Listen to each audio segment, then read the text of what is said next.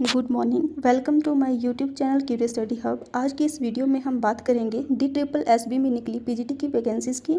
इसके लिए क्वालिफिकेशन क्या रहेगी, फीस स्ट्रक्चर क्या है, किस सब्जेक्ट की कितनी पोस्ट है, भरना कब से स्टार्ट होंगे और इसकी लास्ट डेट क्या रहेगी, ये सब कुछ हम इस वीडियो में डिटेल में डिस्कस करेंगे। अगर मेरी ये वीडियो आपको यूज़फुल लगे तो प्लीज़ चैनल को सब्सक्राइब करें, बेल आइकन को दबाएँ ताकि आने वाली हर नोटिफिकेशन आपको मिलती रहे।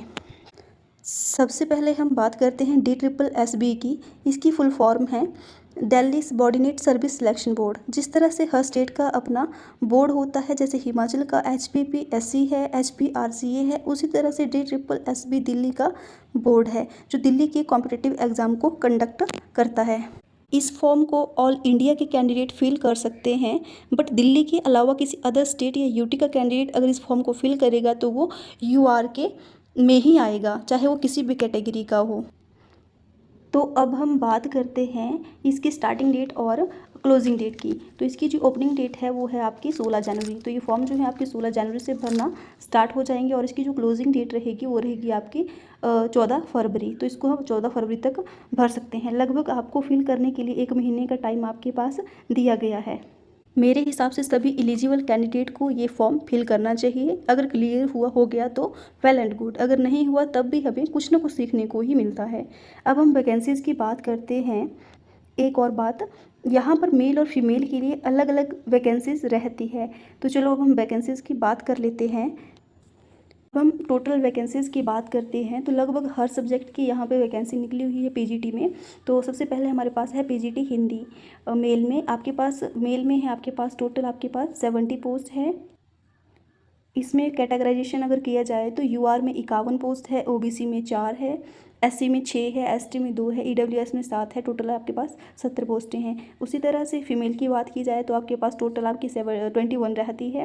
नेक्स्ट आप देखेंगे पीजीटी मैथ की निकली है, आपके पास पीजीटी फिजिक्स की है, फिर आपके पास केमिस्ट्री की है।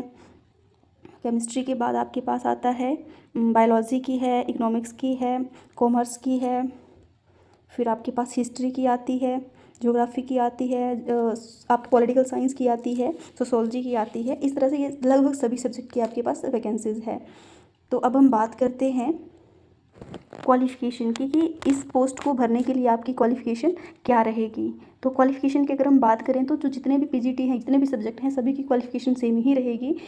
तो इसकी जो qualification same as state PGT की तरह ही रहेगी। जैसे हमारे पीजीटी जो स्टेट में जो पीजीटी होता है उसकी क्वालिफ़िकेशन रहती है हमारी MA + BEd कि MA में आपके जो है 50% मार्क्स होने चाहिए और साथ में आपकी BEd होनी चाहिए, तो आप जो है पीजीटी के लिए एलिजिबल हैं। सेम वैसे ही आपके DSSB के लिए भी आपको BEd चाहिए प्लस आपकी मास्टर चाहिए जो आपका रिलेटेड सब्जेक्ट है जिसमें आप पीजीटी के लिए आप अप्लाई कर रहे हैं।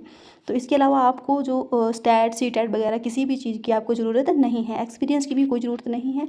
एज लिमिट इन्होंने बताया है कि 30 नॉट एक्सीडिंग 30 ईयर्स, ठीक है। और बाकी जो रिलैक्सेशन की बात आती है तो वो आपकी कैटेगरी बेस पे होगी। जैसे SC ST को आपका 5 ईयर रिलैक्सेशन मिलती है, उस तरह से आगे आपको PDF में दिया होगा। अब हम बात करते हैं इसके फ़ीस स्ट्रक्चर की। तो इसकी जो फ़ीस है तो यहाँ पे बताया है कि जो एप्लीकेशन फॉर्म की फिल करने की जो फ़ीस है वो 100 रुपीज़ रहेगी आपकी। लेडीज़ की, SC की, ST की, OBC की इसमें कोई फ़ीस नहीं रहेगी। अब हम बात करते हैं एग्ज़ाम की। एग्ज़ाम पैटर्न क्या रहेगा, तो ये 1 टायर एग्ज़ाम है कि आपका सिर्फ एक एग्ज़ाम होगा जो कि 3 आवर्स का रहेगा। टोटल क्वेश्चन आपको 300 आएंगे, टोटल मार्क्स उसके 300 रहेंगे। और जो पेपर जो पैटर्न है, जो सिलेबस है वो 2 सेक्शन में डिवाइड रहेगा। फर्स्ट जो सेक्शन रहेगा उसमें आपको जो है 5 टॉपिक आएंगे, mental ability and reasoning ability. Second रहेगा आपका GK पोर्शन, थर्ड रहेगा आपका इंग्लिश, फोर्थ रहेगा हिंदी और फिफ्थ रहेगा आपका numerical aptitude and data interpretation. ये आपका जो 5 टॉपिक हैं आपके 100 मार्क्स के रहेंगे। और सेक्शन सेकंड जो है इसमें आपका कंसर्न सब्जेक्ट रहेगा। जिस पीजीटी के लिए आपने अप्लाई किया है, जैसे आपने हिंदी के लिए किया है तो आपका वो कंसर्न सब्जेक्ट 200 मार्क्स का रहेगा। तो लगभग इम्पॉर्टेंट जो एक इन्फॉर्मेशन थी वो यही थी इस PDF में। अगर इसके अलावा किसी को ये PDF चाहिए होगा, हाँ यहाँ पे देखो दिया है एज रिलैक्सेशन। SC ST के लिए 5 ईयर्स का है, OBC के लिए 3 ईयर्स का है। इस तरह से आप इसको पढ़ सकते हैं। अगर किसी को ये PDF चाहिए होगा तो मुझे कमेंट सेक्शन में कमेंट करें, मैं आपको ये PDF वहाँ पे उसका लिंक डाल दूँगी। इसी के साथ अगर मेरी वीडियो आपको अच्छी लगी हो तो प्लीज़ बेल आइकन को दबाएं, चैनल को सब्सक्राइब करें ताकि आने वाले हर नोटिफिकेशन आपको मिलती रहे। इसी के साथ थैंक यू।